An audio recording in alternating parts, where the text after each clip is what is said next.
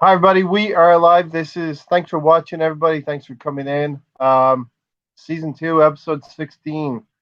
I've got Richard from Arsenal TV. Thanks, Richard, for joining me today. Yeah, man. Thank you, Ray, for the invite, and a happy New Year to everyone that's watching around the world, and Yeah. happy New Year to yourself.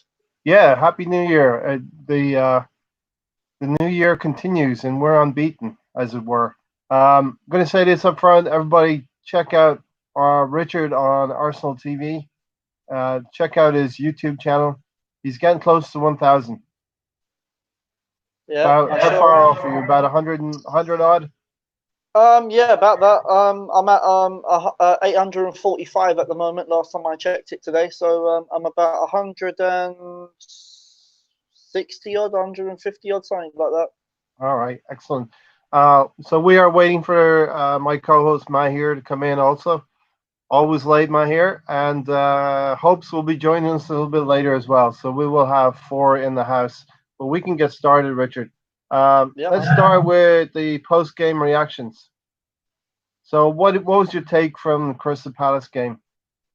Do you know what? I actually thought that it was a two-halved game, to be honest. Mm-hmm. Tale of I two think halves. the opening 20 minutes, I thought we should have killed the game off.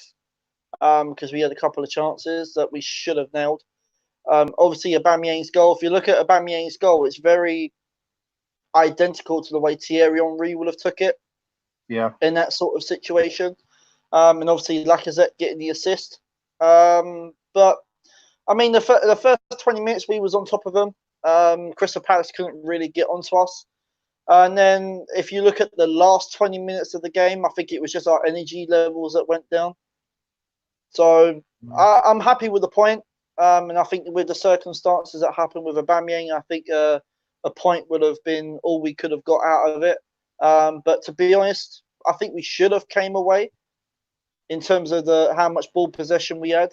But yeah, I'm quite happy as it was as it being a draw. yeah. I mean, a draw away from home to a difficult place like Selhurst Park, and with the situation that we find ourselves in this season, on the Yeah. face of it, it's not a bad point. Like I was saying to you earlier, Richard, my wife now through me has become a little bit of a student of the game, and she knew I was disappointed, but she said to me, Ray, wouldn't it have been better if Arsenal had scored the equalising goal, and then you'd feel a little bit better about it? I was like, you're absolutely right. I would have felt a little bit better about it. You have that goal in hand, and you hope to go on from that, Richard, and score a second goal. But we saw against this side at the Emirates how difficult they are to play against. We were 2-0 up against them after 12 minutes at the Emirates, and they were able to claw themselves back into the game. They're a well drilled side.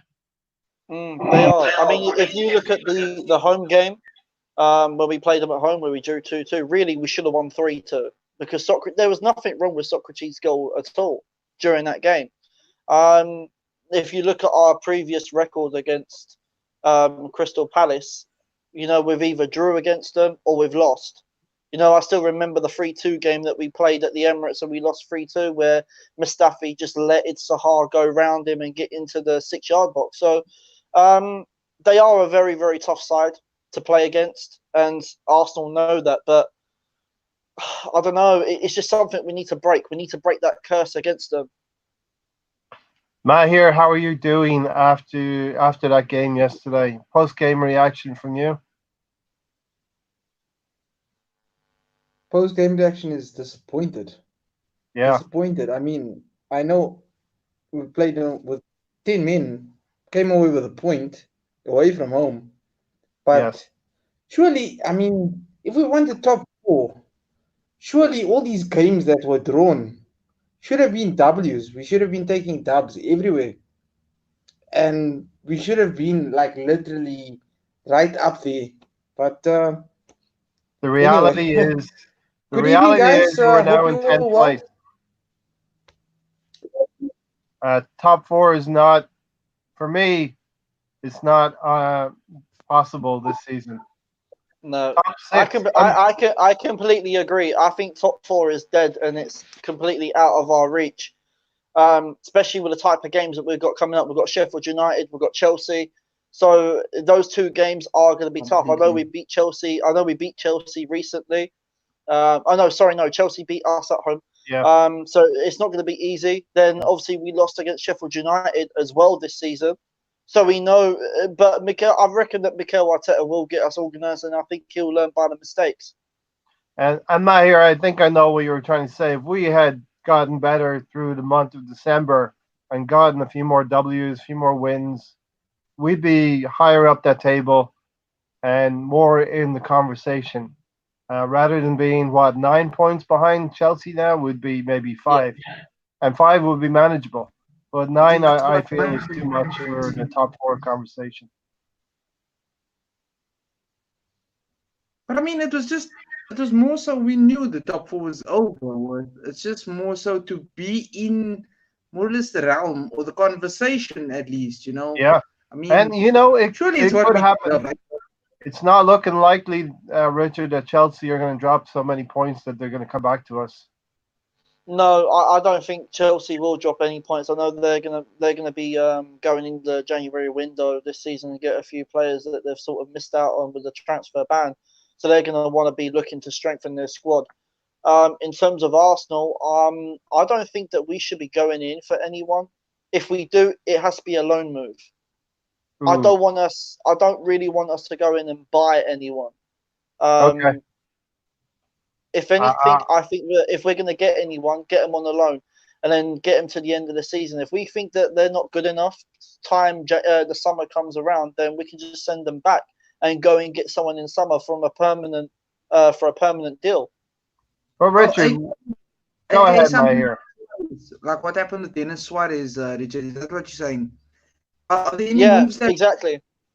I'm sure we can discuss it further. Sorry, Ray. I'm sure we can discuss it further, but I would love to actually know your picks also for loans, because we need we will get into that very soon in the next section, January business.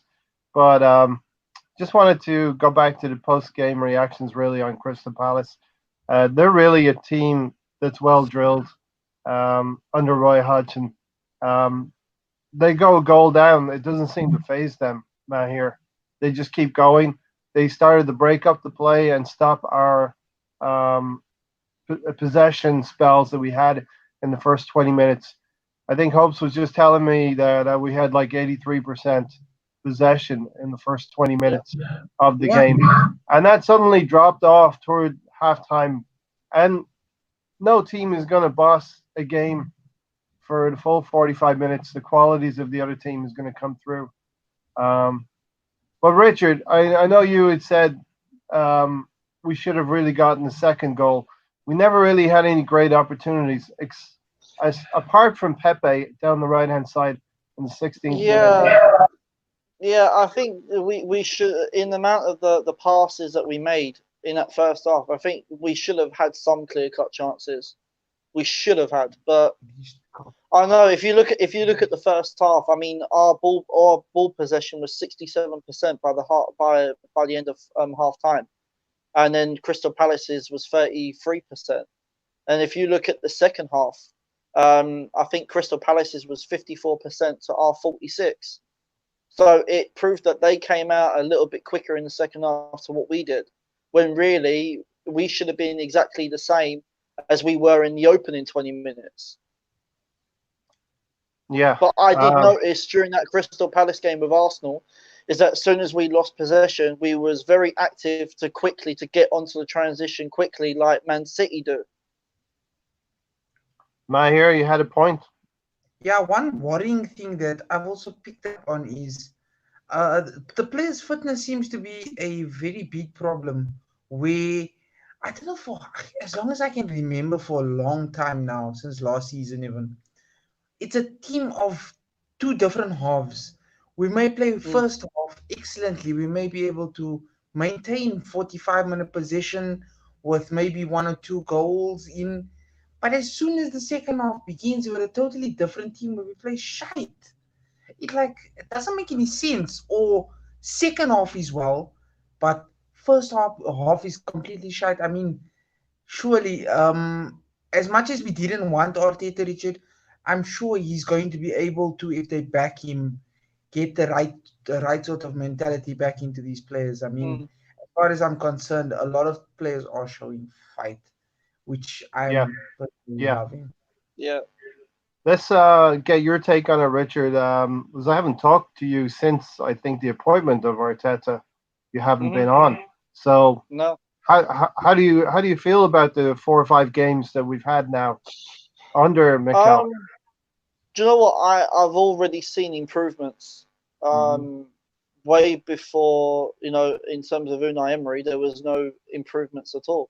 But in the first 6 games the first couple of games under Mikel Arteta, I've seen improvements straight away.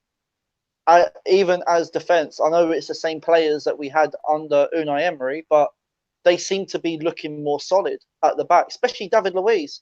I mean, if you look at David Luiz when he was playing under Unai Emery, we knew at Chelsea that he could ping 40, 50-yard balls. And under Unai Emery, he wasn't doing that.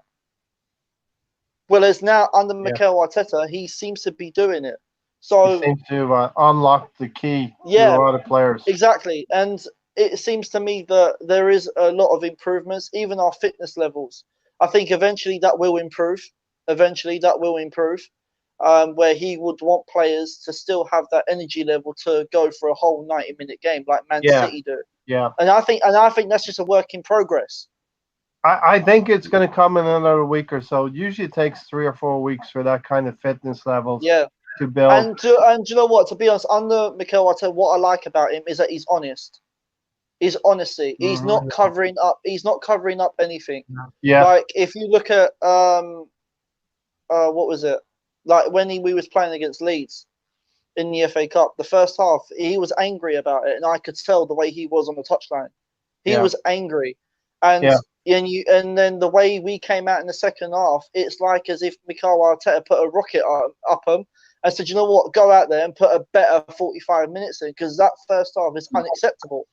yeah. And Um, he even said that in his post match interview. He was angry. yeah. The players, We though. we did because it was an early show. We did a pre-game with hopes on that, and I put it to him because Arteta's a new manager. He's going to be completely honest and almost raw when he goes into his press conferences and talking about the players in the club. Do you think Richard and Mahir that over time he's going to be more guarded about what he's going to say to the media about the team and the performances? Personally, no, I don't think he will. I think he'll still be the same as he is now, and that's how a manager should be. No Yeah, papering over the cracks. No papering over it. Say it as it is. yeah. You know Um, what? With Wenger, go Emery, Mahir. they love to protect their players. They love to protect the guys. Uh, when there was a bad performance, saying, "Oh, we played well," we used our tactics correctly, we used everything that we could. Not not being brutally honest and just saying it as it is. Like Richard saying, just Yeah, be completely transparent with us because that's what we yeah. love. We love the Uh, fact that Arteta is just cutting everything off. Listen here, it's not good enough. You guys need to change it yeah, immediately. standards. It's all about standards. And Boots, I'll take that question, Boots TX, and then we'll pass it on to Mahir and Richard. So, Boots, I'm going to answer this question. What improvements we drew with Crystal Palace and Bournemouth? To me, we have improved because those are possibly games we could have lost Yeah. last season. We did beat Bournemouth last season, but we were kind of fortunate to beat them, and we didn't. We did draw at Crystal Palace also, but I think the way we've played away from home recently, it's been atrocious our away form. So I think we have improved. It's not going to come overnight, Boots. Arteta's got to instill a way of playing. These players have to learn new ways and they have to face up to away days as well, where you have a hostile ground. Maybe Bournemouth's not so hostile. And Richard, I'll go to you next, but I think Crystal Palace is pretty hostile. Yeah, Crystal Palace is. I mean, I think that if you look at the previous records against Crystal Palace, we've either lost or withdrew. I think the last win we got was on the 20th of January 2018, where we won 4-1 at Yeah. home. That was the last time we actually won against them. So it's been a couple of years since we last beat them. Our away form has always been the same. Even when we was under Arsene Wenger, our away form was even atrocious then. So I think there is improvements in teams of that every player is now playing for each other and not playing as individuals. They're not blaming each other. They're more or less trying to support each other on the field and get us through it. And that's what I like. Every player seems to be showing a bit of leadership. If you look at Granit Xhaka, I think that if he told me about a month ago, I would have said to him, yeah, I'll take him in a taxi to the nearest airport and get him out of the club. But he seems to now, under Mikel Arteta, how can I put it? He's more or less, he's now a complete new player. You know, it seems to me now he understands his role that Mikel Arteta wants him to do. It's sort of like soon as Torreira gets us back onto the transition and gets the interception, he gets it to Xhaka, and then Xhaka, if he's got 10 yards in front of him, burst forward. You know, if that's what he wants to do, then do it. So, yeah, I think there is a lot of improvements, but it's gonna take time. I think Mikel Arteta still needs to try and implement what he wants in terms of the long term. But yeah, I can see improvements already. Yeah, and to improve in some of our players, you're not going to get drastic improvement. You're going to get a little tweaking here and another there. player that I can mention is Ainsley Maitland-Niles. Yes. I mean, if you look at him when he was under Unai Emery, he wasn't that comfortable at playing that right back. It was like he was okay going forward, but it was defensively he couldn't cope. Yeah, I think he a lot dealt of the with players. Sahar. Yeah, I mean, like even if you look at the Crystal Palace game, I think that Ainsley Maitland-Niles dealt with Sahar quite well. Yeah. Yes, So specifically, and he's now looking like a right back. Yeah, yeah. No, I think you're right here, Boots. I know it's not going to come overnight, but everyone's acting like it already has, and I don't think we're saying that on this channel. There is definitely going to be improvement, I hear. We knew about Zaha going into the game, and to Richard's point, Ainsley Maitland-Niles played well, but he also had maybe a defender or a midfielder helping to double team Zaha as well. Arteta was well aware of that danger, I hear. But that's a beautiful thing. Everybody's putting in a shift. Everybody's fighting for each other. I mean, for example, you can take a lot of players. You can take Ozil, for example.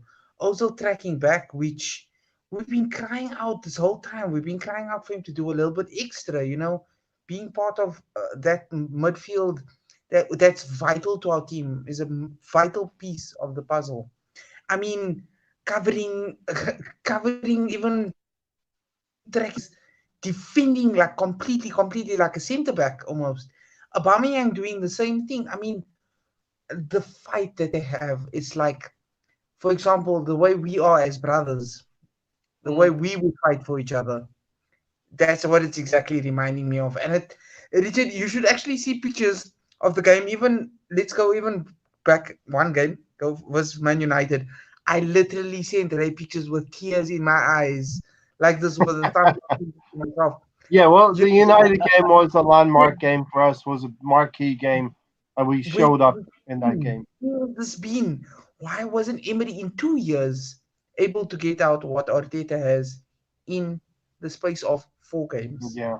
4 games. Well, my head, you know what? The only thing I can say about that is that I just think that Arsenal was too big of a job for Unai Emery. It was too big of a job. Mikel Arteta, when he came in, people got to realise he played for Arsenal, so he knows what the club is like. He's got Arsenal DNA in him. Now, when Unai Emery was appointed as manager, I didn't want Mikel Arteta to come in, and I think having that extra year with Pep Guardiola has sort of helped Mikel Arteta to come in and do this job. At first I wasn't happy with Mikel Arteta being appointed. I had my doubts over him because I'm thinking, well, he hasn't had no first team experience in managing a team. Yeah. and he hasn't really coached the team. No. So I was thinking, this is a bit of a risk. This And is a massive gamble. We are a big Yeah, project right now. exactly. And I was thinking to myself, I just hope that the board have got this right, because this is a big job in middle of the season in terms Yeah. of where we are on the table. If you really want to get that Champions League football, you better hope that this pays off. And at the moment, I think it is sort of paying off. And I mean, if you a lot of Man City fans are saying that Mikel Arteta was a reason why Raheem Sterling is the player he is today. Mm-hmm. He had a lot of input. Sané. Exactly. So, and always you say think about it, Mane. he's come in. Mikel Arteta has come in, and Pepe, he's got a goal. He's got 2 goals. Well, actually, he's got quite a few with us now. But I mean, in open play, he's got 2 goals. He got 1 against West Ham. He got 1 against Man United. Yeah, absolutely. And I thought he played quite well as well yesterday in patches, Pepe. So let's just go through the start. My notes are like, we started with good possession and pressing. So we started the game quite well, Richard. Yeah, we did. My notes I was quite happy in the way we came out.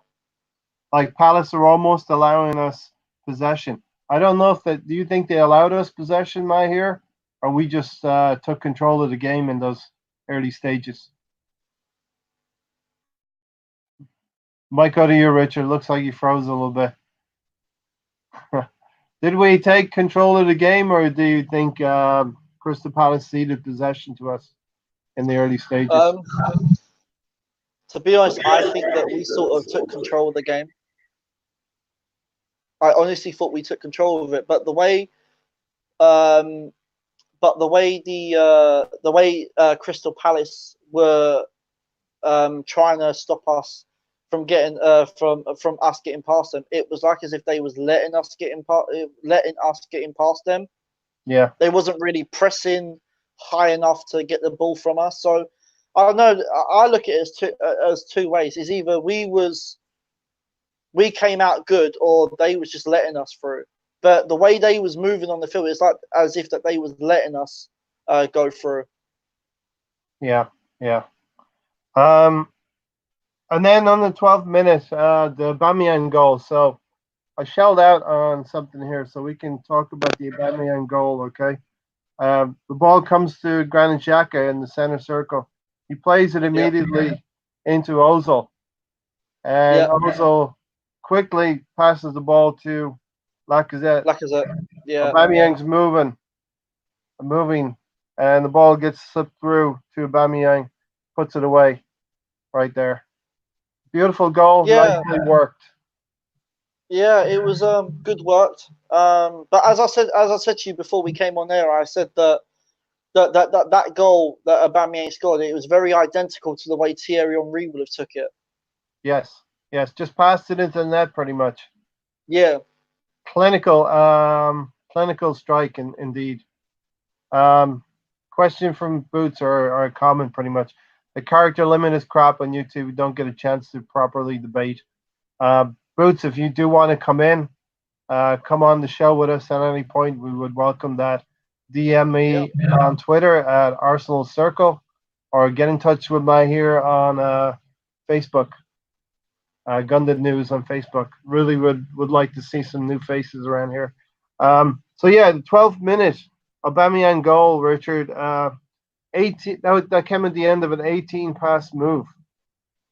Our 10th ball. That's what we want to call it. That's kind of the model of where we want to go with this team.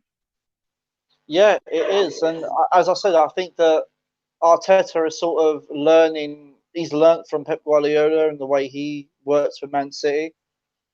And I think that's what he's trying to implement to Arsenal, which I think is a good idea, because you look at Pep Guardiola, he's one of the best managers in the league.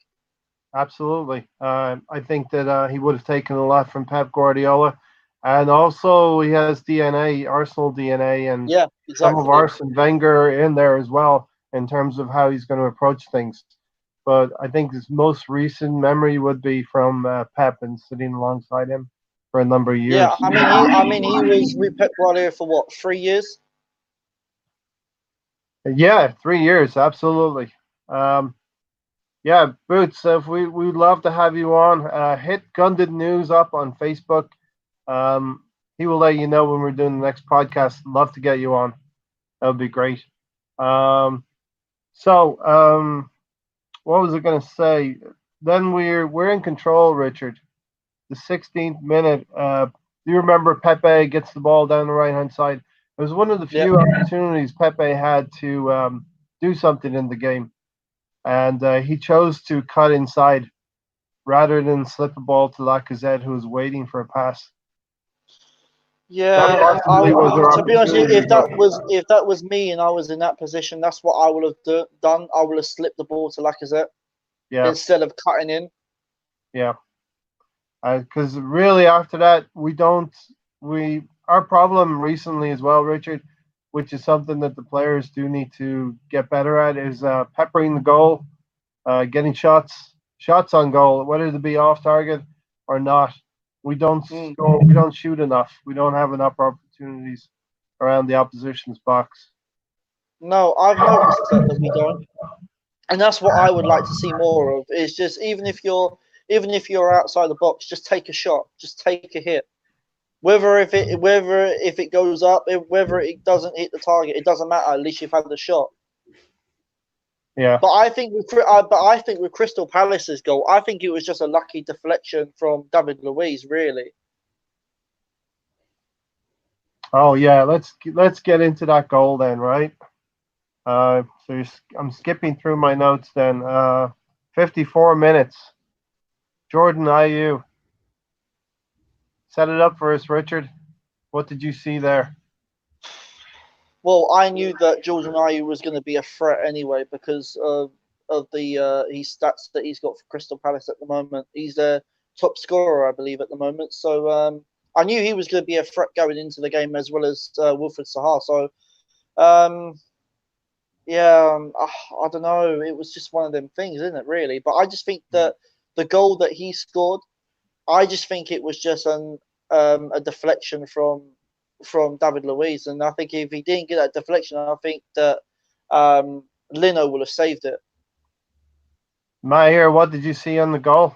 Yeah, I agree with you, Richard. The Palace goal. To be honest with you, to be honest with you, I went to go get something to eat, and the minute I looked back at the screen, I was like, "What in the hell do you mean I missed the goal? What do you mean it's 1-1?" When I Yeah, saw the goal over, that deflection it made the ball float way too much. I Yeah, mean, keeper was. I think Lennon was already leaning towards one side more than the other.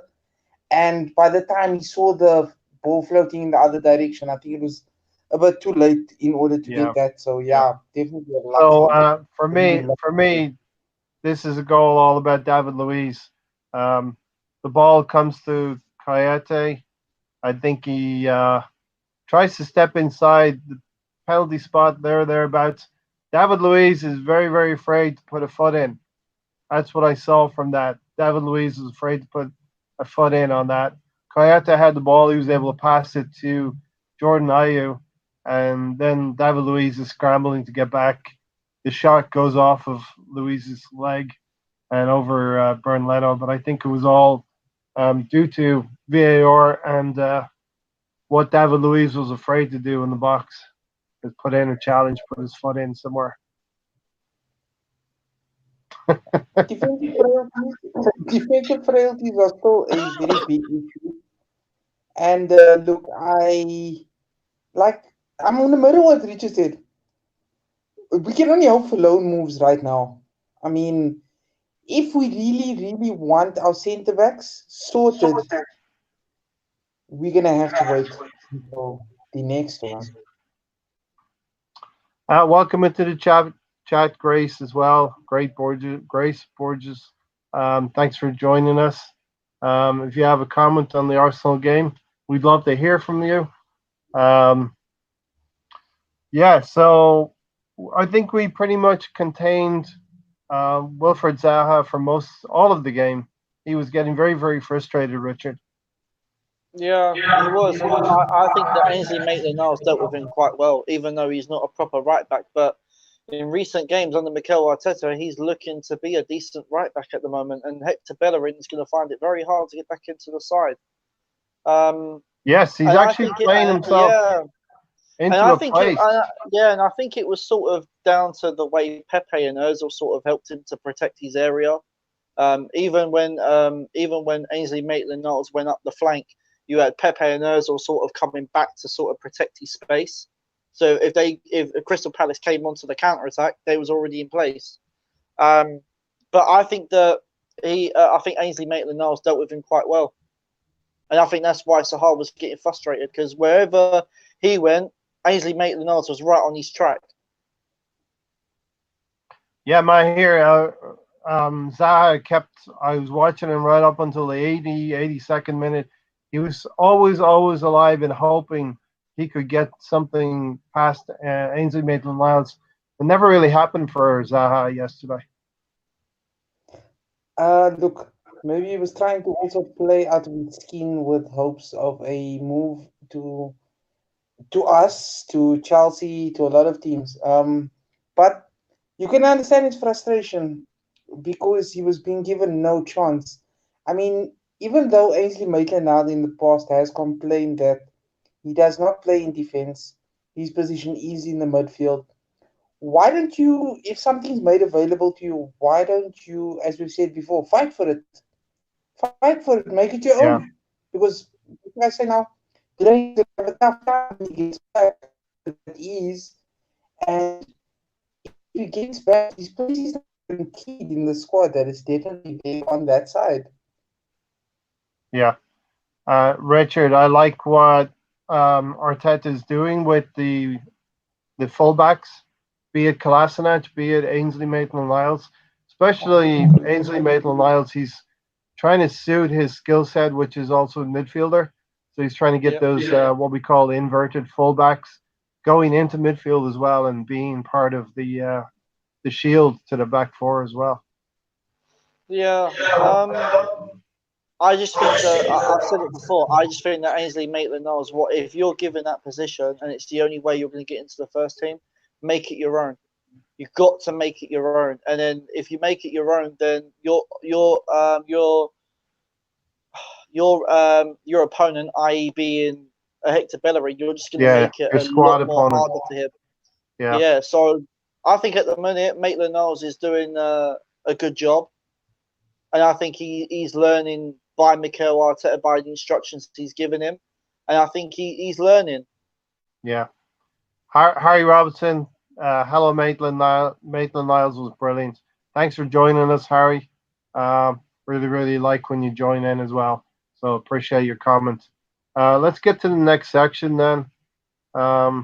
Here is our squad stretched, Richard. I know you kind of talked about January business as well. I think the only areas I think we need to cover is defensive midfield. We need to bring in another defensive midfielder. I think we need to bring in a right back. That's for certain. Because if Ainsley Maitland-Niles gets injured, who have we got to put there? All right, let's. How many do you think we need to bring in? 2 or 3? I would say probably about 3. Okay. What area is the right back area? Defensive midfield. That'll be defensive midfield. I think we need, as much as Grant Xhaka has been playing well, I still don't think that he's the right player to be playing alongside Torreira. I think we need a decent defensive midfielder like likes of Decore, Wilfred Ndidi, a player like that, someone who's powerful, someone who's willing to put in tackles and put his body on the line. And I reckon we need someone like that in there. In terms of I think the right back area is definitely an area that we need to cover, because as I said, if Maitland-Niles gets injured, who have we got to put there? We've got no one to go there. So that's an area that needs to be covered, and I think we do need to bring in another centre back. Yeah, exactly. Harry Robinson, before I come to you, Matt, here for the same question. Harry Robinson, I honestly at the moment would prefer Maitland-Niles over Bellerin. I'm not a huge fan of Bellerin, would replace him with that Brazilian kid who makes Aubameyang look slow. Possibly Martinelli, right? Greece Lightning. Now, I think he's referring to this Brazilian kid that we linked to with the We're move linked to a to us. kid. We're linked to a right back. Yeah, Koto. Okay. I haven't seen much of him. Don't know much of him. But then again, it could be another signing like Martinelli. Mm.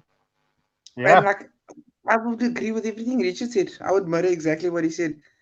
I would Yeah, love Decore. definitely. We need a One defensive player. midfielder. I've been If there's talking one about player, Decore as well. if there's one And player that I want to make a permanent move for, it would probably be in that midfield area next to Torreira, a proper yeah, partner. yeah, Decore. because Decore.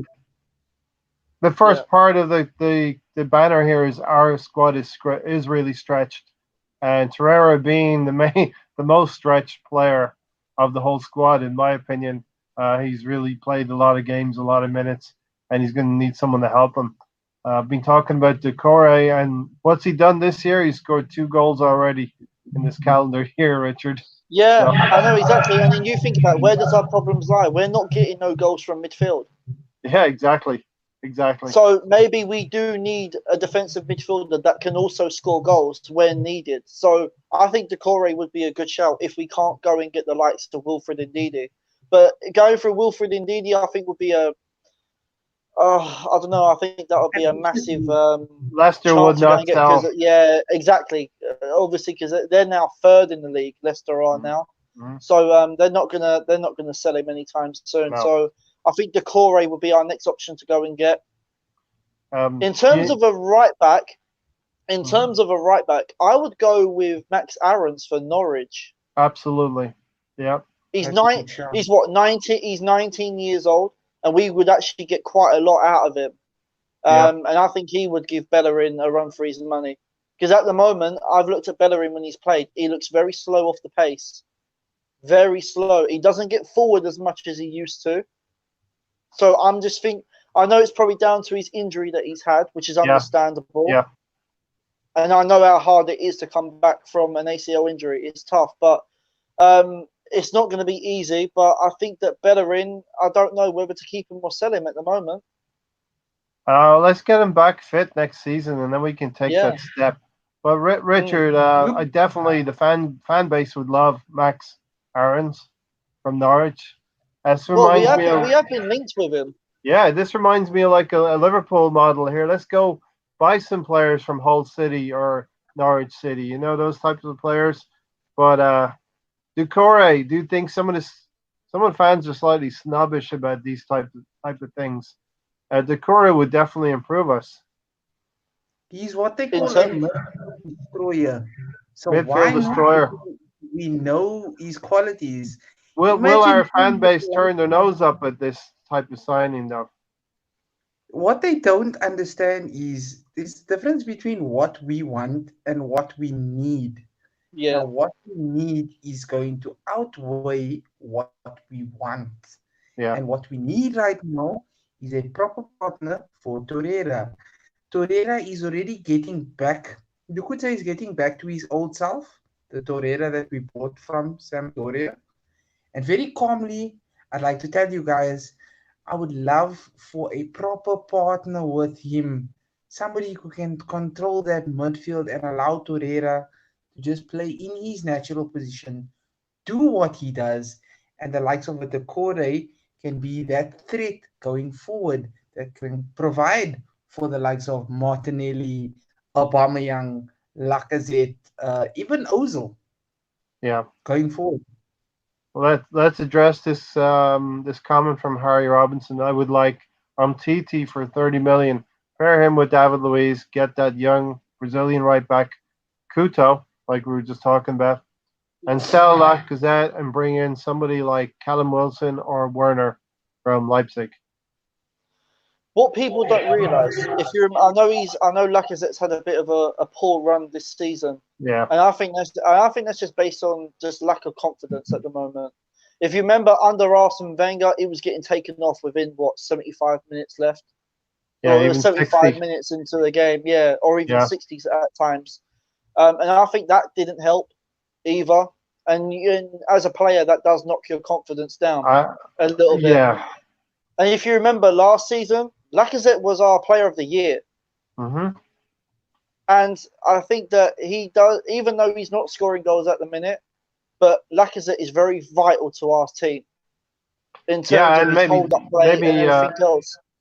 Maybe one of the reasons why we're not performing as well this year, this season, as we were last season, is Lacazette's drop-off. Yeah.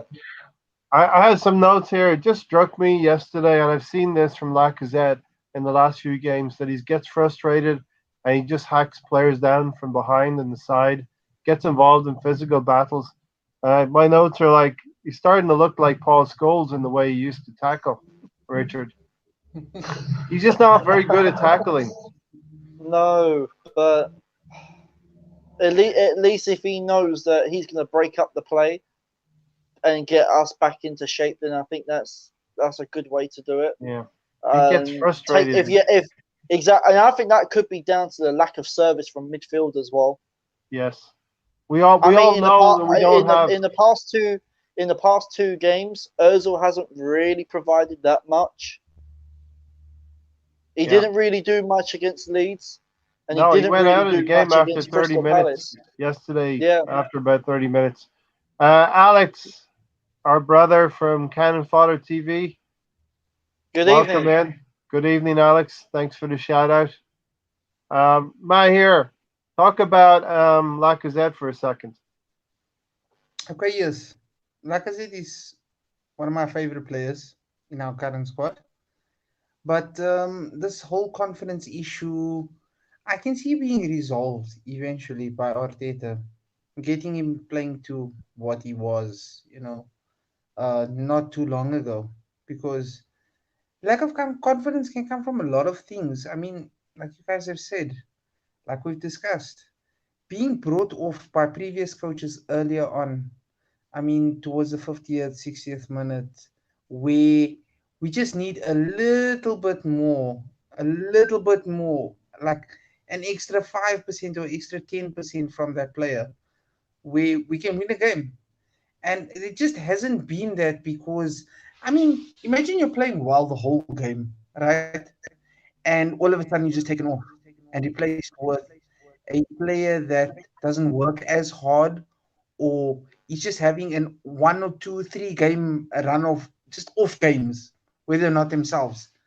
It's going to affect you because then you'll be like, why take me off then if I was giving my all, and you keep doing it over and over and over again, and you leave me on the bench when maybe it's a vital game that you might need me, and you leave me on the bench where I can't make an impact. You don't even bring me on. You bring me on in the last 10 minutes of a game, hoping for a miracle. And that doesn't happen. This has been happening for quite a while now. And it's effective. Unfortunately, it's caused a decline in Lacazette. Even though Lacazette he's got strong hold-up play. He's got a lot of qualities that make him a deadly striker. Richard, do you think Lacazette is, because you bring a new coach in, not every player is going to be agreeing with the setup, or the coach is not going to love every player. He can only put 11 players on the field. Do you think there's something going on there with Lacazette and Arteta? Where do you think Lacazette's head is right now, and where do you think Aubameyang's head is right now? Personally, in terms of Lacazette's situation, I think it's just lack of confidence. That's all I think it is. Because when was the last time Lacazette actually scored a goal for us? That's how I'm looking at it. Right, exactly. I actually can't remember the last time. In terms of Aubameyang, I think Aubameyang does want to stay at Arsenal. He does want to stay, and I think in the 3 games that he hasn't played, that he can't play, I think would be the right time to try and tie him down to a contract if he badly wants to stay that much. Because Aubameyang, I look at him and think, well, if he leaves, where are goals going to come from? Where are they going to come from? A lot of people will say, well, if we sell him, we need to go and get another striker who is world class. But then again, you look at it and you think, well, most world class strikers in today's market are over 30 years old anyway. So that's what you have to look at. Yeah. if we do sell Aubameyang, then you thinking, well, we need to still go and get a world-class striker. But then hold on a minute, you're moaning because they're too old. So would you rather have Martinelli as the main striker instead?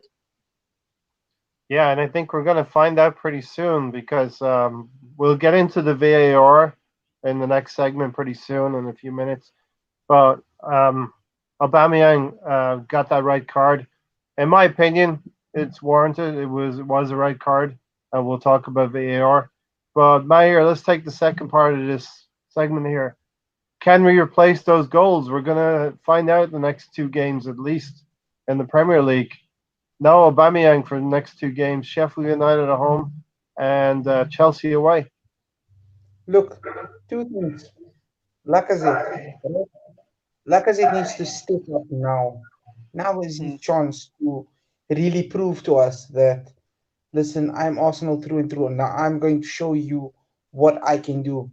By like one of our subscribers have just said, he needs to remain cool. He needs to remain calm. Yes, he has gone off at the referee for small infringements, whether it was warranted or not. He needs to remain cool and show us right now. One person that our other striker that I would love for him to show up right now is Martinelli, the young kid who we knew nothing about.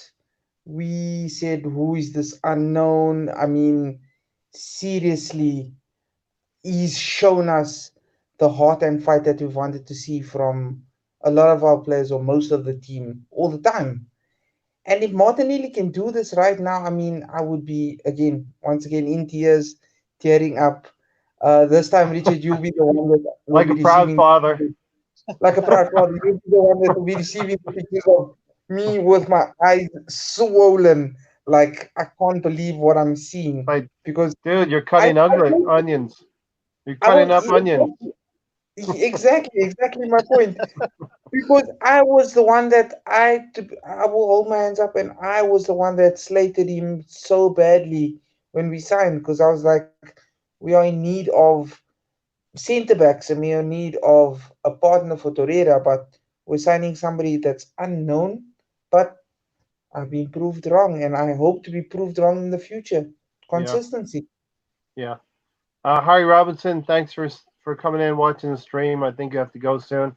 He's not worried, Richard, because you do have Martinelli and Pepe to step in. It's not just one player that's going to take the load of Aubameyang leaving. It's got to be done by committee.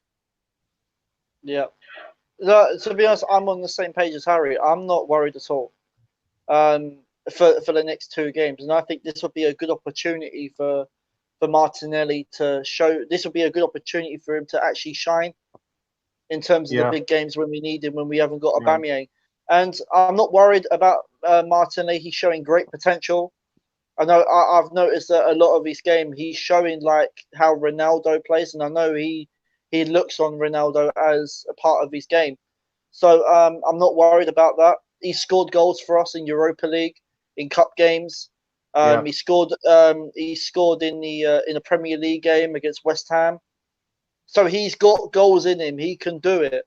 But I think that this will be a time where he needs to keep his composure and start producing when it really matters, especially when one of your teammates is going to be out for the next 3 games. Yeah, exactly. Yeah, Mahir, we're going to need you take out a world-class player like Aubameyang. He's not going to be around. Okay, maybe we're going to get through the home game against Sheffield United. Okay, it's going to be a difficult game. But Chelsea away from home is going to be very much more difficult. I'm really hoping that the likes of Ozil can step up. Lacazette, the older players can help the younger players in Pepe and Martinelli as well. You know, so they got lead on the field. Like what we did when we played Chelsea, and like what we did when we played Man United as well. Everybody needs to step up. Everybody needs to fight for each other. Everybody needs to cover for each other, because without that, we could suffer one of those humiliating performances where everybody's not up for it. But like Richard said, I'm going to mirror what you said also, Ray. We're not worried. We're not stressed out like what we were under Emery, because it's a new era. And now that Arteta's in the job and we're backing him, I hope they back him with loanies if we can't get full-time players, but maybe signing one Yeah, we definitely need to do something. classy player. In And the go in next there. 3 weeks, 2.5 weeks, we need to do something, Richard. Richard, Yeah. a lot. The fan base will have a lot of good faith for Arteta, but how far are we? How far are we away from? Are we a defeat or two away from some people going off the deep end about it, Um, taking it out of proportion? I don't know. I just think we need to give Mikel Arteta time because he's came in halfway through the season, and if you think about it, Arsenal have had 3 managers in the space of a year. So we've got to give the manager time. We've got to give Arteta time because he's still trying to implement stuff, what he actually wants. So we've just got to give him. We just got to give him time. The only thing I think, the only time we can actually fully judge him is when next season is finished, because he will have a whole year from the summer until the end of next year. But Yeah, I think if we do lose a game, I would say don't jump on it. Let's just see how the players react. Let's see how the whole team reacts from that defeat. Unfortunately, our fan base is very, very, very reactive that way. Well, Ray, I've said Radioactive before, that way. our fan base is like bipolar. Yeah. It's like radioactive. bipolar. We get one defeat and then we jump on it. Yeah. We jump on the manager. We jump on individual players. That's just how our fan base has been. Well, Richard, he does need to be supported in the transfer market this month. Oh, yeah, right? of course. 100%. Yeah. Absolutely. We can't go, here with the squad that we have right now. Hopefully go deep in 2 cup competitions as well as the league and not suffer suspensions or injuries. Europa's there, Europa is there for the taking, but we have been in 2, what is it now, 2 finals in the past 3 years. It's going to be tricky. The Europa League is going to be tricky. It just depends which big fish jumps out of their pond and joins us, with smaller fish.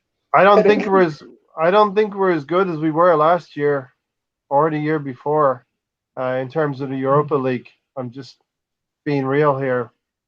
Richard, do you think we're equipped to go into the Europa League and progress? That's what I'm worried about at the minute, because I'm just looking at the teams that have come down from the Champions League, and I'm looking at it and thinking this is a much harder run to what we had last season when we faced against Chelsea at Baku. But then again, we played teams like Napoli. We got through that. We played against Valencia. Got through that. All right.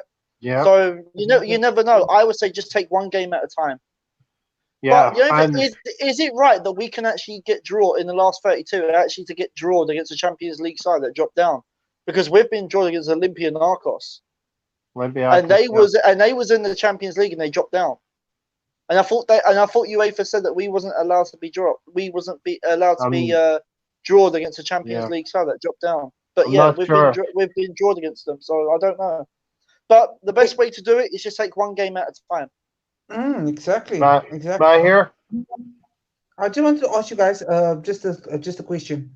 Do you guys ever think that maybe in the next few years or so they would prevent having cup competitions strictly to those teams? So, for example, with Europa League teams, it's just Europa League teams go straight through to the final, or do you guys think they'll just carry on the same old tradition of having a Champions League team drop out and join the Europa League? Well, do you know what? I've always said that really, if you're in the Champions League and you don't get to the knockout stages, then that's it. You should be out of that competition. No going into Europa League. That's how it should be. But knowing UEFA, they'll stick to the same procedures that they're doing right now, knowing them. Yeah, absolutely, because it's going to keep the cash flowing through the bigger clubs. Yeah. And but I personally think that if you've been knocked out of that competition, then you shouldn't be in any other competition, not until the year after. Yeah, exactly. It's not like that with the FA Cup and those type of competitions where you're joining another competition as soon as you get knocked out. Once it's done, it's done. Over and done with. Yeah. Forgive the analogy, but we're like salmon trying to swim upstream. It's very, very difficult. A lot of things are going against us right now. Richard, I've heard some people say we'll be better off finishing outside of even a Europa place till the end of the season and not have any European competition to contend with next season.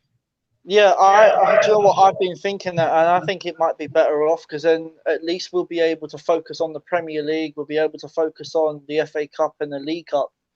And I think it'll be better for us. Then we can sort out, where we are as a club and sort out whatever mess we're in. That means we have to be like 8th place or below.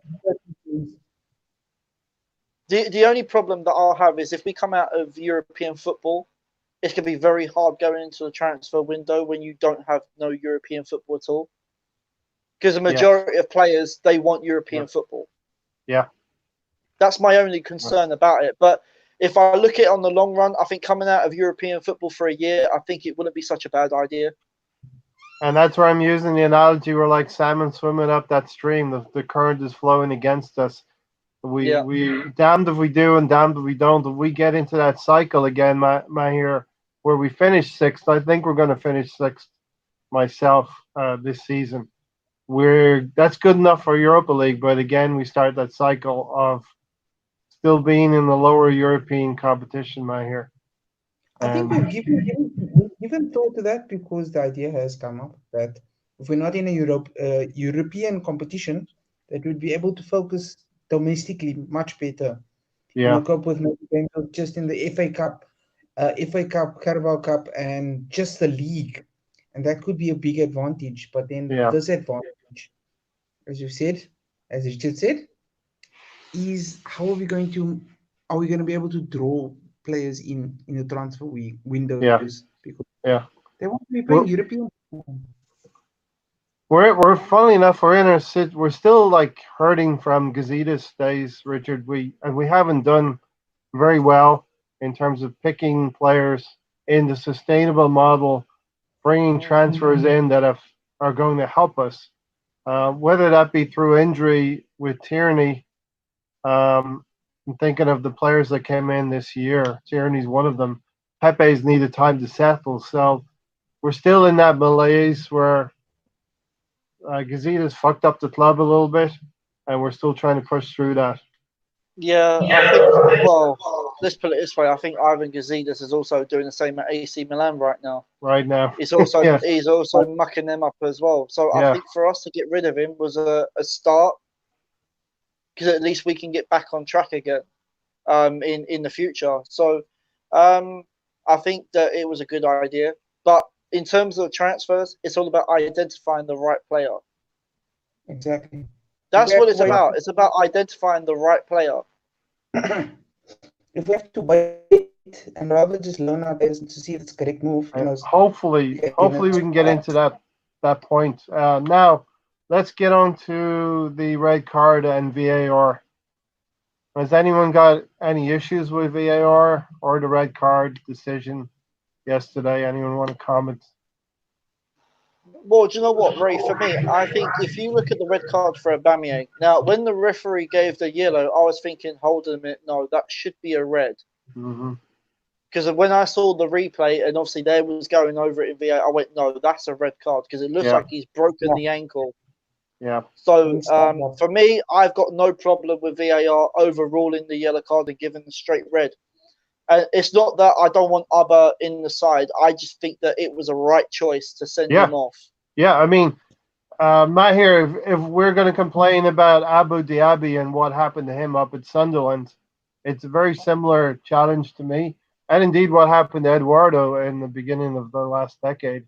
His career was destroyed because of that challenge.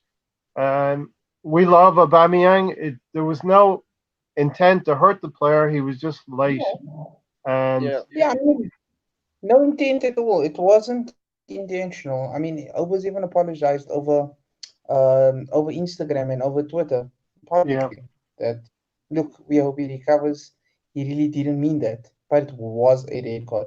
it was late. It was reckless Yeah. because he But actually started. the, He was putting stuff up on the player, and he could have broken Maya's ankle very easily. Mm-hmm. But Ray, And there's one Meyer, thing I want to say. If the red card is to Aubameyang, it should also have been the same to Robertson. What he done. yes, of course. So what's the difference? What's the difference? You know what? People are making it a case that the direction of the ball was the difference, and for me, I'm not buying that, Richard. No, So I'm not buying that at all. It's the you same have one similar. It's the same situation where similar tackle. Myers going this way, and Aubameyang's coming in this way, and with the Liverpool game, you have a bang bang situation like that. You know, Yeah, but I look at it and I think it's still the same. It's still reckless. absolutely. They should both get the same treatment. That's the criteria it should be judged on. Absolutely, I agree with you. But the only thing is with 100%. VAR, it should be consistency, and at the minute, that's what's killing it, because they're not consistent enough. Why should it be good for one and not for the other? Absolutely. But even the offside rule, they need to tweak that. The offside rule also needs to be changed. Why are you giving offside just because a finger or an elbow is offline between the defense? If you're going to use the offside rule, it should be only for feet only. Yeah, it's armpits and nipples right now, Richard. Armpits and nipples. Like seriously. Tips of elbows, thumbs, toenails. Like seriously, this is the problem we're having. You know, I know they're gonna find tweak VAR, but as far as we're concerned, Richard, we've been discussing, you know, on many a show that VAR we don't agree with because it's not consistent. It gives certain results, yes. Like for example, that was a red card that was rightly overturned from yellow to red. I mean, even time-wise, like it's taking a whole 4-5 minutes for them to make a decision. Where it should be the case where, say for example, a ref calls Nana is calling for a yellow, and they go to the screen and they're like, okay, they're not sure. Can't they check it and everything quickly and just decide, okay, it's going to be a red, instead of wasting all the time and the momentum of the match? And then eventually you will find out at 90th minute where, for example, say maybe we 1-0 up. Then all of a sudden, there's 5 extra minutes. And guess what happens in that 5 extra minutes? A team equalizes because we drop our heads. Yeah. They were like, what the hell? Like the momentum was with us and everything. This decision was given wrong, even though this VAR. This decision was given wrong. This decision was given wrong. And the ref on top of everything else. Yeah. No excuse. But I'm just saying all these things. I don't want to overshadow what you were saying. You make a very good point, Richard, and just me talking about armpits and nipples and hairy nipples and all that stuff. To your point, I don't want it to get lost here. You should go by the most forward point of the football boot on the player itself. Yeah. I think if a player is leaning a little bit forward or not, we have surely enough technology to know if the tip of their boot is ahead of the defender's tip of their boot. And that's the way to go. But for me personally, I would just scrap the whole thing at this point. I'm not a fan of VAR. Let it be known right now. Yeah.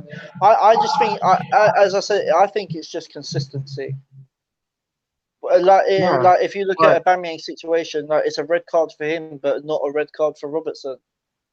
It's not. They're not. If it's good for one, it should be good for the other. Ryan, thanks for joining us, Mr. Arsenal Podcast. Go check out his YouTube as well. He's got a YouTube channel. A strain of hair ahead of the defense would be called for offside only in the Premier League. It's ridiculous. But I've noticed in the FA Cup, did they not use the monitor that was at the side of the thingy? Yes. So why don't they do that for the Premier League? The monitors are there. Use them. You know the answer to that, Richard. They're stubborn. The whole association is stubborn to change, make any change. If it's there, why not use it? Why not use all the tools Refusal to use the monitor at the side of the pitch, Mahir. That doesn't make any sense at all, you know. It makes absolutely no bloody sense. If you've got a tool there, make the game better. The FA, Well, the Premier League. To scrap VAR, Yeah. why not use it to your advantage? Let the Richard, referee use it. Richard, has VAR made the officiating better or worse? I think we're over halfway now. In certain cases, I would say yes, it has, because it stopped the cheating with players diving in the box where there's been no contact at all. So in those cases, yes, it has helped. And obviously in Aubameyang's case, I think it has also helped. But in other cases, as I said, I think it's just consistency. It's not being used. Consistency. Yeah, consistently. You know, I think you make a good point there, Richard. We have not seen too many contentious dives in the box. I can't remember the last one. And maybe it's because Harry Kane's out injured. He was doing like 95% of them. Shot fired. Yes. Yeah, but what's the odds that Harry Kane will be ready for the North London derby? Oh, fuck. Oh,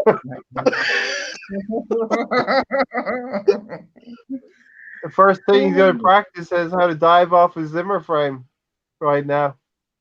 Gathering dust is what the monitors are doing. Yeah. It's like as if the monitors are just there on show. Simply decoration.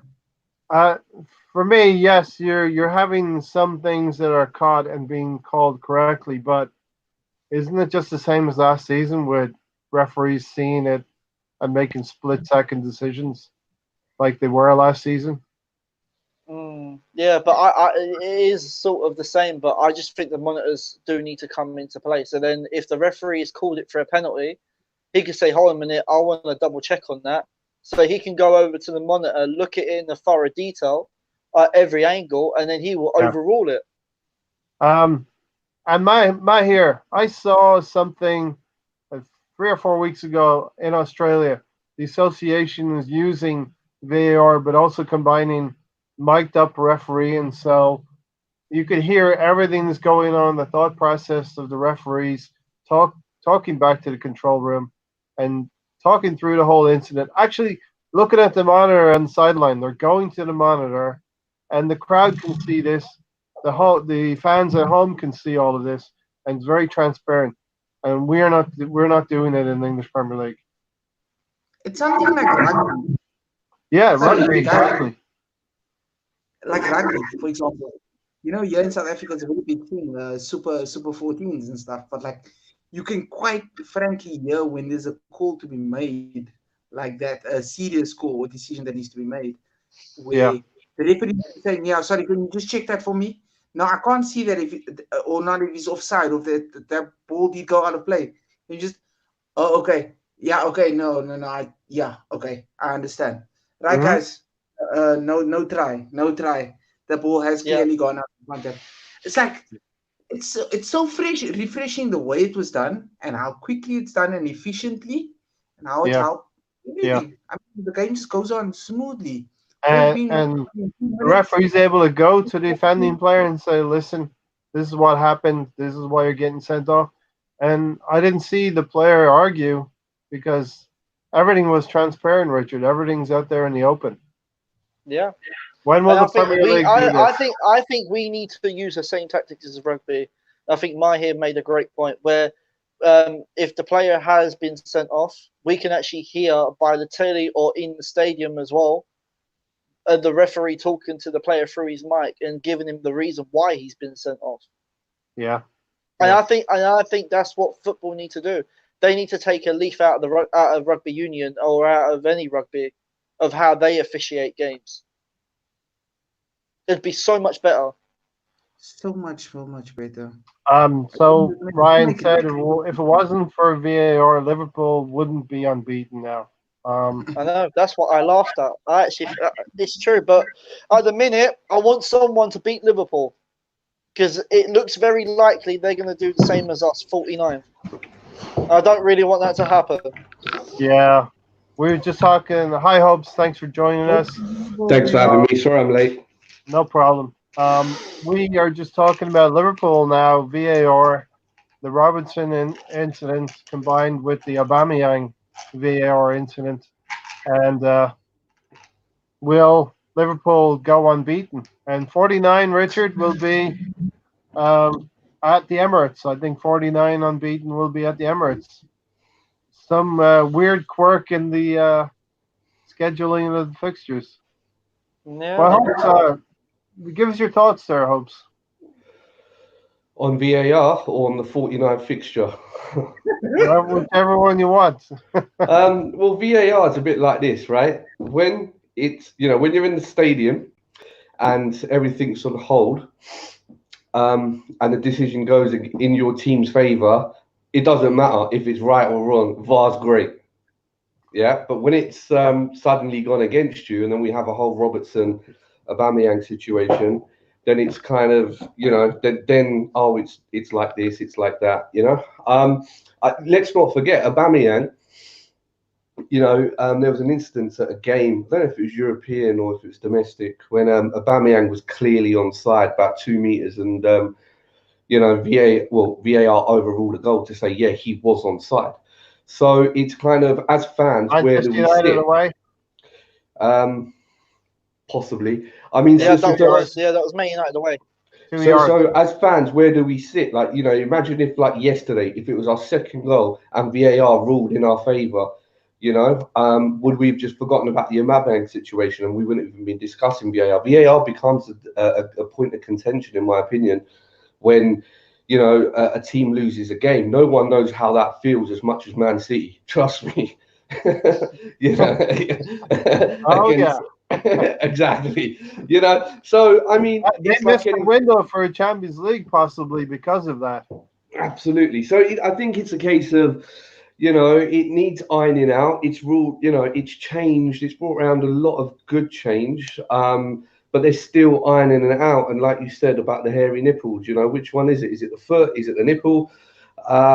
Which one? And I just think, that the fact that we're playing Liverpool, and it would be the 49th game, what have you, I just think that's pure coincidence because, if the Premier League cannot get VAR right, do you really think they could really, do that? Yeah. Lombard Camp, VAR has screwed us over enough for 3 seasons worth in just half a season.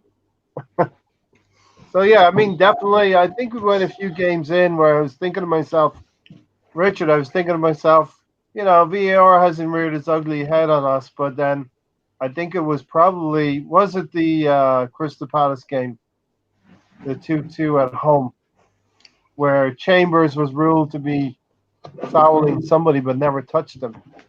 Yeah. Yeah, the ball just bounced off him and went inside the goal. Won that game 3-2. So, yeah, we definitely know what VAR feels like. Ryan said, remember Son got his challenge that broke Gomez's leg was in game upgraded to a red. When it was appealed, it was dropped. Yet if we appeal Obba's red, we would be told where to go. Clear corruption. Yeah, that's true. Yeah, Ryan's right. We would be told where to go. But in terms of Obba's red card, I agree with it. It was a red card. I'm not saying, oh yeah, it should have been a yellow because I'm an Arsenal fan. No, it should be a red card because it was reckless. Yeah. But as I said earlier, Ray, if it's a red card for Obba, it should be exactly the same for Robertson. And this is why it should be. This is why VAR is not being used right, because there's no consistency. If there was consistency, then I think no one would have a problem with it. Only difference is that it's virtual now. No, I think. Do you know why there's no consistency? I've heard this, since yesterday, going around, and even before yesterday.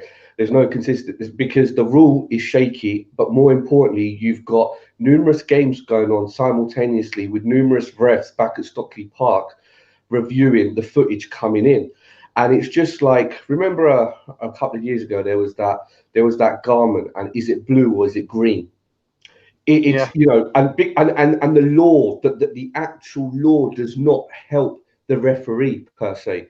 Yeah. So you've already got a flaky law. So and then you've got someone using their own opinion. Hence, Robertson gets away with it, but Aubameyang, oh my God, catastrophe. And that's happened, throughout this season. So it is inconsistent, and I think they need to look at that, because I believe when the game was being played out, beat it on BT Sport, they had a referee on, and he said he wouldn't have given it as a red card because, slowed down, it looks worse than it was.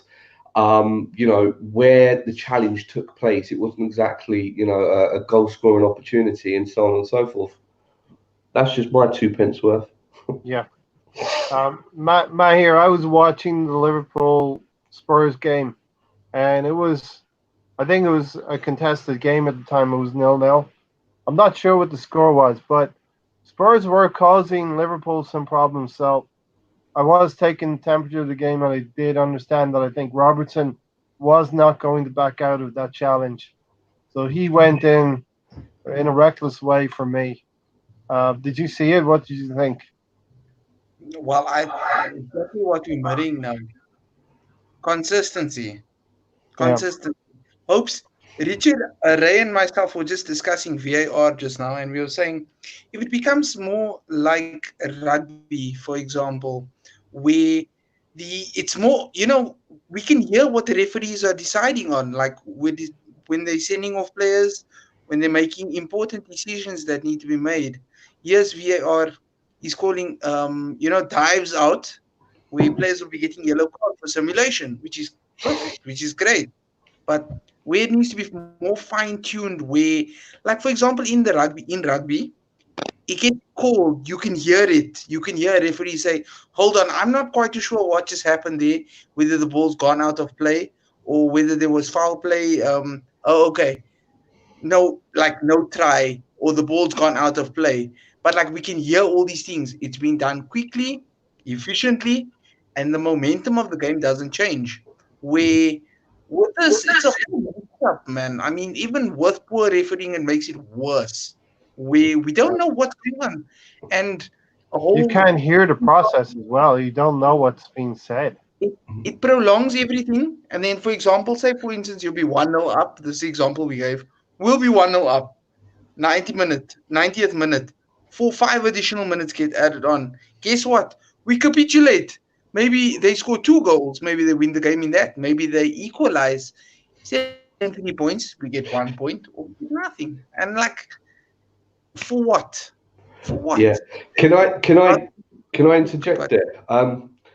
Ray, before you go on to your next point, I want to ask the panel a question. Just before I come back to Gundit News on that, in my opinion, it's like this. This is the way I see VAR currently. It's version 1. All of these things, I'm sure, have been noted for version 2, version 3. That's why there are 11 versions of the iPhone and soon to be Samsung Galaxy. Do you know what I mean? It's like nothing is what is launched on day 1 and is perfect. Nothing. Absolutely nothing. Probably not even this platform, StreamYard, that we're using. Yeah, it's frustrating, and it costs money, and it costs this, and it costs that. But let's be honest.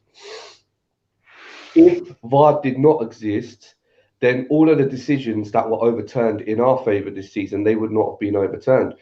Also, Aubameyang wouldn't have got the red card. So that there's always going to be an argument for and against until they fine-tune it. In a few years, Gundit News, when your kids are running around with their Arsenal tops on, they'll be like, wow, that VAR is amazing, but until then, it's a case of, it's frustrating because it costs a lot of money, it costs a lot of time. Why weren't more research done into this?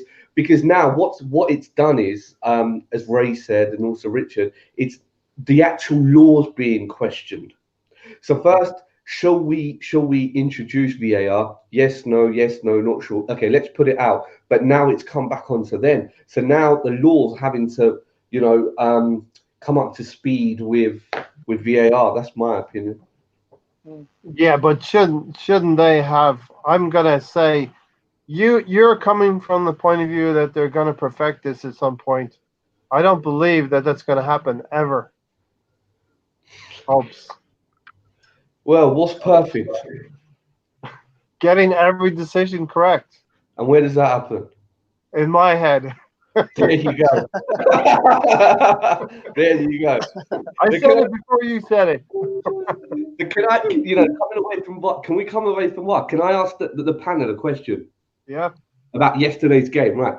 Something vital for the Arsenal happened around the 76th to the 78th minute. Did anyone see what happened? Socrates cleared the ball off the line. It says here in my notes, 78th minute, Socrates cleared the ball off the line. No. That's why I said 75th to 78. Depend what stream you're watching. No, please. Richard.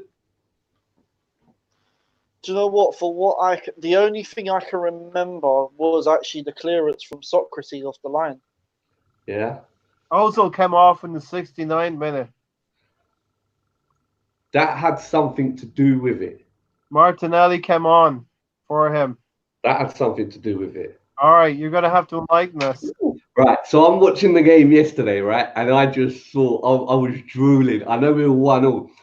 Pepe switched wings with Martinelli. Yes, I did. Because, right.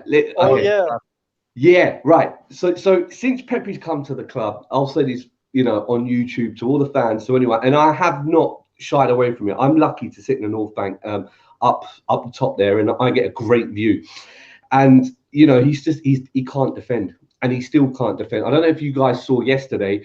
Okay, he's not a defender. He's a forward. Yeah, we get that. Let's just park that argument for 1 minute. But he's got to cover Ainsley Maitland-Niles just like Reece Nelson does.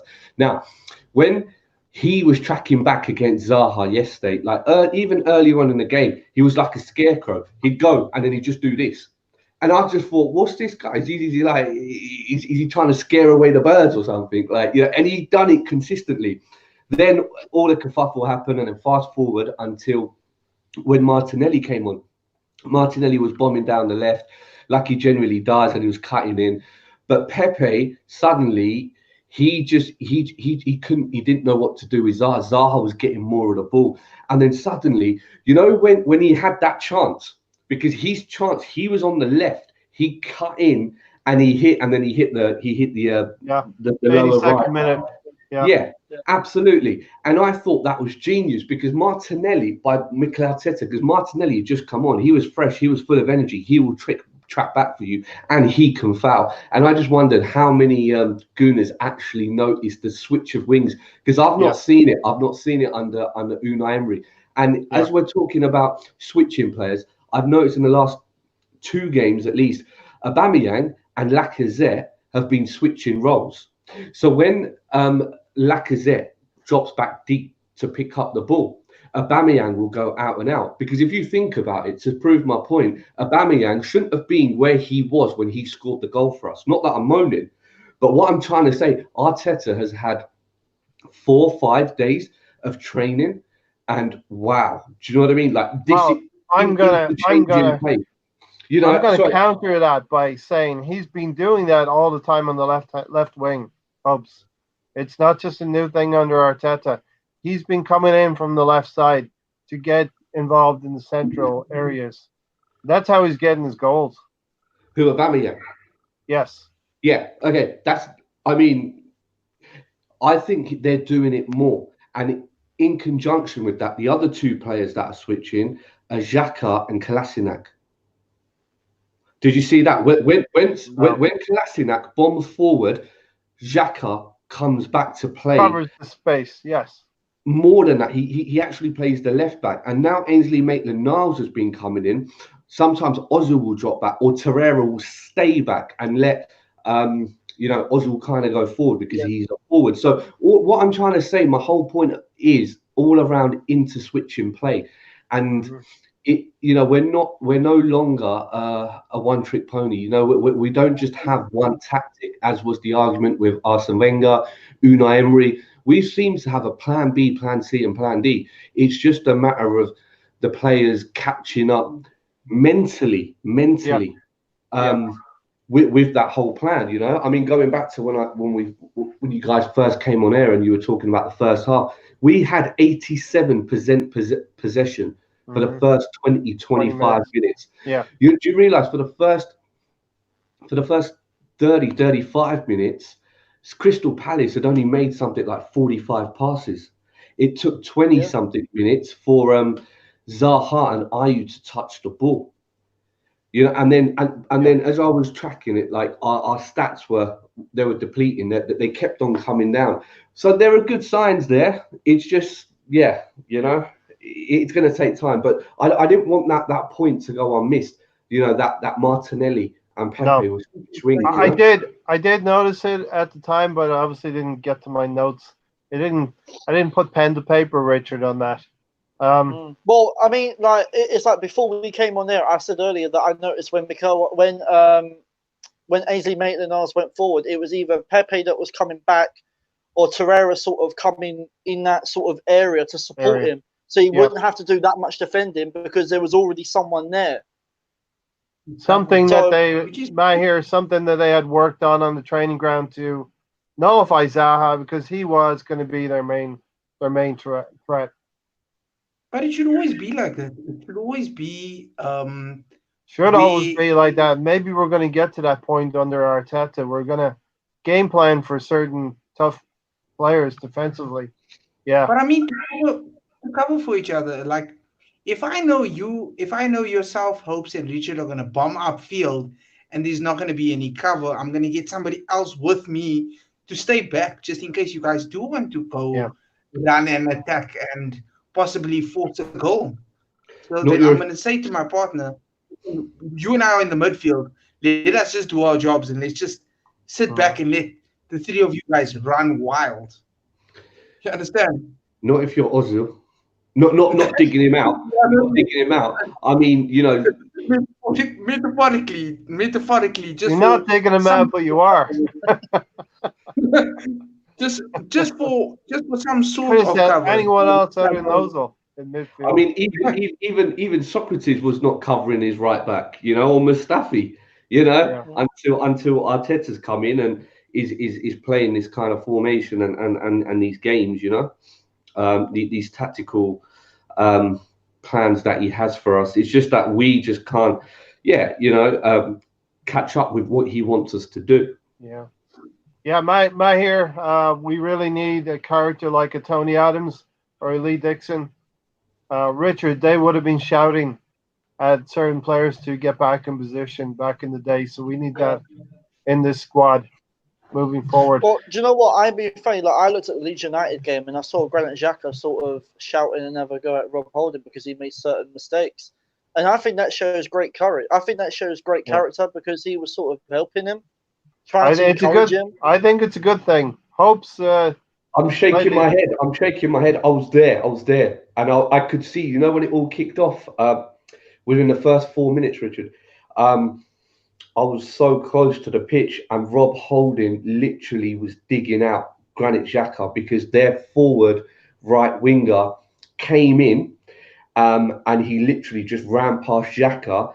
And he nearly scored. And Rob Holding deflected the ball so it went out for a corner. And as he got up, he ripped into Granit Xhaka, and so much so that Luiz had to separate them and say, "Look, just chill out, just calm down, just calm down."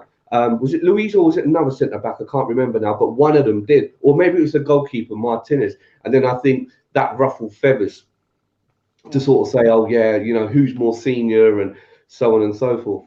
I just wanted to add that in. Yeah. Well, do you know what, Ray? Saying that you said that we need someone like a Sol Campbell. Well, there has been rumours saying that William Saliba is like he's got a bit of Sol Campbell in him. Love it.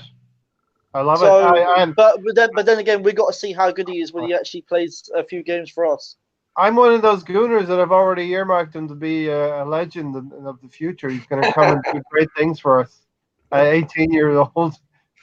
Probably expected too much, but I've heard the reports that they're pretty good, you know what I mean?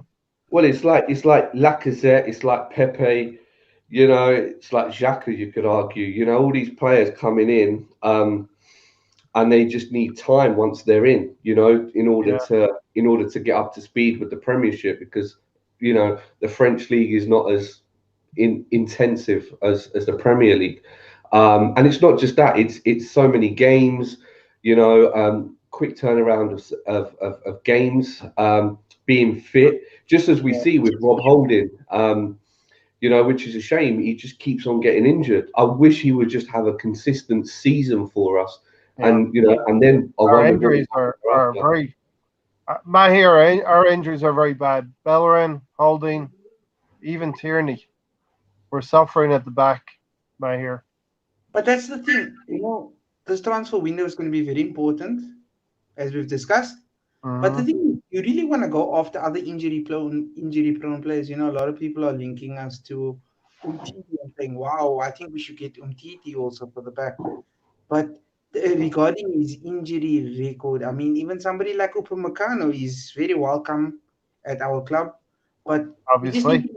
we just need to be very careful when it comes to making these very big decisions. Yeah. Like Richard even said, Hopes. We've said maybe it's better for us to get a few loanies, aka like a Dennis Suarez, for example.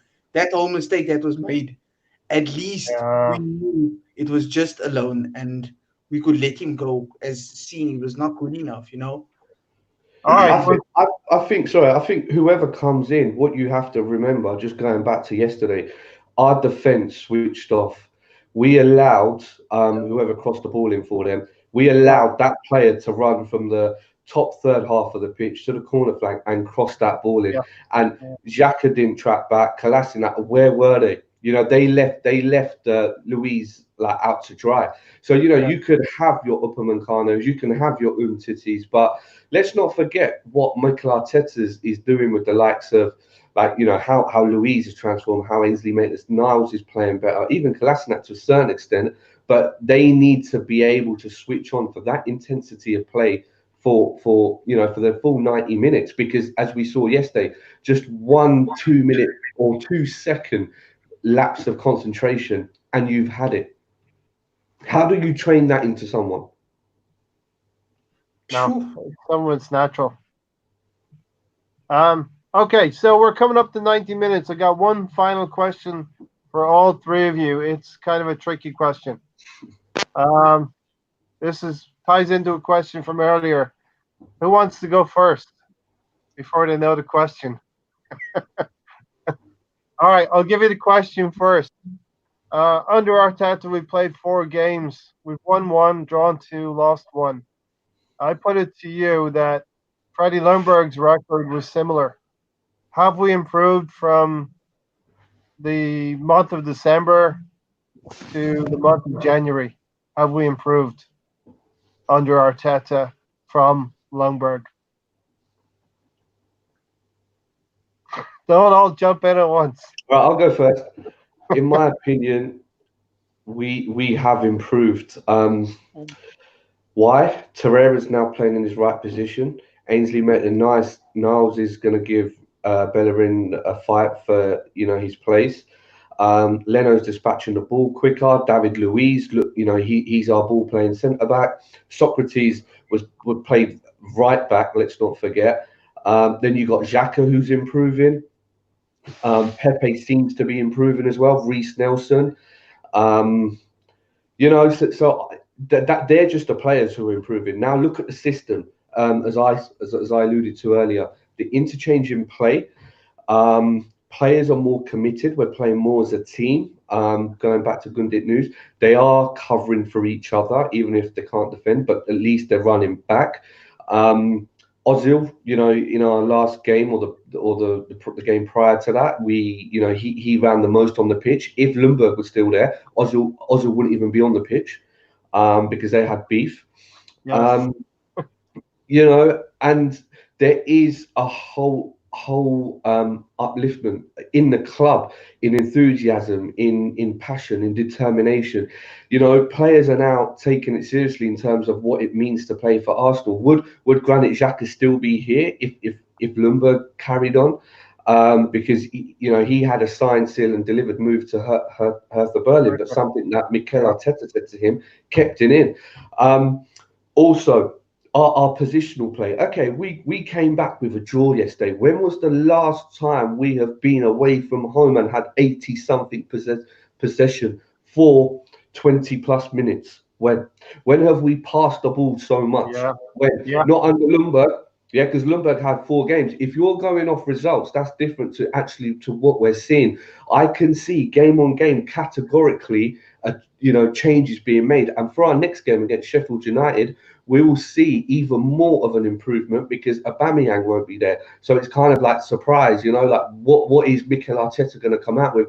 And this is at a very low level, playing with players who have no confidence, low self-esteem, not even not knowing what it means to wear the badge and so on and so forth. So he needs to start off from the lowest of the low and then go up. And he has a plan for each and every stage. So they're my points why I think we're improving.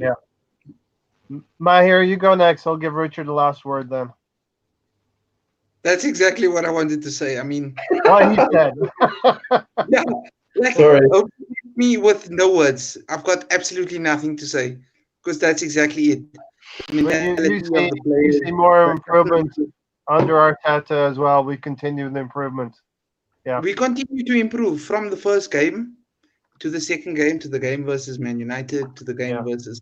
And my 2 cents would be it was more of a tricky schedule as well. We did play Man United. We did play Chelsea. Richard. Yeah. Last word, I'm pretty much the same. I'm pretty much the same as Hopes, to be honest. I've seen a lot of improvements, and it's not just on the pitch. I've noticed that Freddie Ljungberg is now no longer sitting on the bench. He's now more or less up high, and I think he's now where he's got a better view of everything on the field. He can see what's going on, who's moving quicker, in what sort of direction people's positioning, and he's translating it back to Mikel Arteta. So that's one thing that's changed. I think even training has also changed. By looking at the training videos, I think everyone seems to be more happier in training. They seem to be getting on with the training drills that Mikel Arteta wants done in terms of defensively, midfield, the passing drills to make sure that the players are more passing it more quicker, playing with one-touch passing and not just getting the ball, having a few touches and then pass. So I think there is still a lot of things that have changed, especially on the field. Ainsley Maitland-Niles is looking like a proper right back now, and as Hope said, that he's now going to be challenging Hector Bellerin for his position, and I think that it's going to be very tough for Bellerin to get back into the team. So there is a lot of improvements. I've seen more improvements now to what I've seen since Unai Emery was in charge in that year and a half. So I think we're going into the right direction. Yeah. Ryan said people need to relax between now and the start of next season. Let Arteta build his own team. Yeah. And very importantly, I think, judging the board for once. Arteta can only do so much. I think that's a very important point. A lot of it depends on the board in the next 2 or 3 weeks. We all know that Arteta is going to need a little help here and there. Well, Ray, to be honest, the board have to back him. The board have to back him. If he wants to bring in the players that he needs, then the board have to go, or Raul Sanelli or whoever, they need to go and get it for him. Because he can only do so much with these players. Yeah, we are the Arsenal. We may not be as big a force as we were, but we still, that knock is still there, Hopes, that we can go get a player. Watford, wherever, we need to go get a player or two. I mean, to follow on from Richard's point about, the board need to help him out, and also on your point, let's not deny the fact when Aubameyang's whole decision was being debated by VAR, Arteta's team were already around Arteta, telling him what they thought they should do next. So in that hand, it's good. It's so refreshing to see Arteta wasn't left out, hung out to dry. His team were around him. Just if VAR, make this a red card, then what are we going to do? That's the first point. I've always said, you've always given me the privilege to come on your channel and speak about the Arsenal, for which I'm very grateful. And every time I've always said this whole rebuilding project is 40% Mikel Arteta because it's his tactics, 30% the players, and 30% the board. Now, I don't know if any of you guys watched Watford Bournemouth today, but Doucouré scored. Now, if you compared Doucouré and Xhaka's stats, they're very, very equal. The only difference being, which is a major difference, is Doucouré scores and Xhaka doesn't.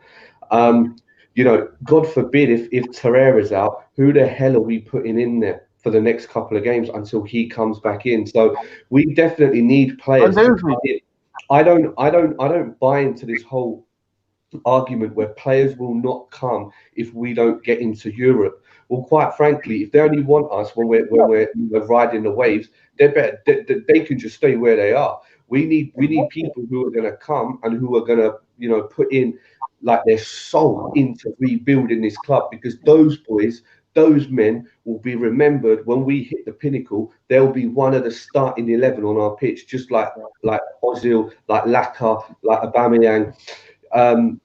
So yeah, it is about time. Whoever it is, the board just brings someone in, because let's not forget, as we go on, as we spoke about in our pre-match preview for Palace, that as we go on into the season and we have more like FA Cup games, more European games, more Premier League games, these players are going to get tired. If they're tiring now after a couple of games under this new system, what's going to happen come April, May? We need to get these players in, whoever they are, wherever they are. I don't care who they are, to be honest with you, because they need to come in and help out the first team players, because that will also make the first team players wonder, actually, my role here is not guaranteed. I can get subbed off, and there is someone waiting for me, competition for places. So definitely the board needs to do something. And that's right. I just want to end on this point. It doesn't matter just because we've never done it. It doesn't matter, that's got nothing to do with it. It's because we've never done it, we're here in the first place. So why don't we start doing something different to get somewhere forward? Yeah. Love that. Yeah. Love that point. All right, I think we'll leave it there. Richard, you got anything else to add, or thanks for coming on? Really do appreciate it. No, just thank you for the invite, Ray, and it's always a pleasure to come onto your channel. Happy New Year once again to everybody, and check out Richard's YouTube on Arsenal TV. I'll leave my channel in the comments. Yeah, do. And Gundit News, you already have started your own channel as well, so show Gundit News some love. Check him out as well. Tell us about that, man. Here. Yeah, hopefully in time I'll have you guys also on the show.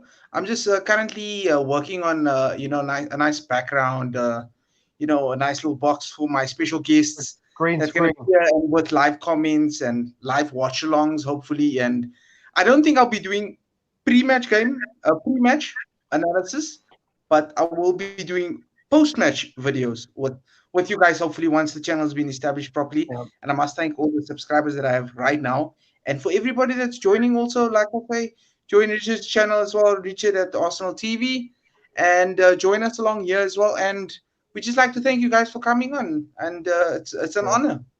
And also, Hopes, thanks for coming in and joining us on the tail end. Really, really appreciate it. Hey, I'm so grateful that you give me an opportunity. A platform, an opportunity to come online and have like online therapy. That's how I see it. Yeah, and Matt here, Gundit News. Just want to tell you, Boots TX did want to reach out and possibly come on a future podcast. He's going to contact you through Facebook, hopefully. So check out. I'll be on the lookout for that. We'll get him on a podcast. Anyone watching this, anyone who's a subscriber or just stumbled across the channel and they do want to come in on the podcast also, it's DM me on Twitter at Arsenal Circle, or just contact Hopes there. He'll siphon it through to me as well. Contact me if you guys want to do. If you guys do want to come on the show, or let us know about improvements we can make to the show, anything, just let us know. We're going to see what life is like without Aubameyang, and I think that's something we need to. It's been forced upon us. We're going to see what it looks like in the next two games. The FA Cup game, I think we can maybe manage that away to Bournemouth without Aubameyang. But until next time, everybody, thanks for coming on. Really appreciate it. Come on, you Gooners, up the Arsenal. And we're out of here. Thanks to everyone who watched it as well.